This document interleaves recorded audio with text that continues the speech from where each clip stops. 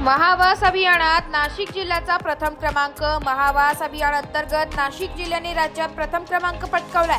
विभागीय आयुक्त प्रवीण गेडाम यांच्या मार्गदर्शनाखाली उद्दिष्टपूर्तीत नाशिक विभाग आघाडीवर राहिल्याबद्दल जलसंपदा व आपत्ती व्यवस्थापन मंत्री गिरीश महाजन यांनी सर्व अधिकारी व कर्मचाऱ्यांचे अभिनंदन केले।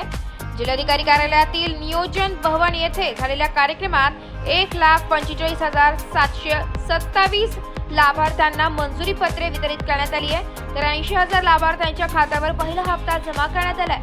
यावेळी आमदार सीमा हिरे, आमदार देवी आणि फरांदे, जिल्हाधिकारी जलज शर्मा, जिल्हा परिषदेच्या प्रभारी मुख्य कार्यकारी अधिकारी डॉक्टर अर्जुन गुंडे आदी उपस्थित होते। राज्यात महावास अभियान प्रभावीपणे राबविले जात असून नाशिक विभागाला राज्यातील एकूण उद्दिष्टातील 5,43,424 घरकुलांचे उद्दिष्ट देण्यात आले। संख्यात्मक दृष्ट्या विभागातील 5 पैकी 4 जिल्हे राज्यात पहिल्या 5 मध्ये आहे। या अभियानाअंतर्गत गरिबांचे हक्काचे घर साकार होत आहे, असे मंत्री महाजन यांनी सांगितले। ब्युरो रिपोर्ट, नाशिक लोकशाही न्यूज, नाशिक।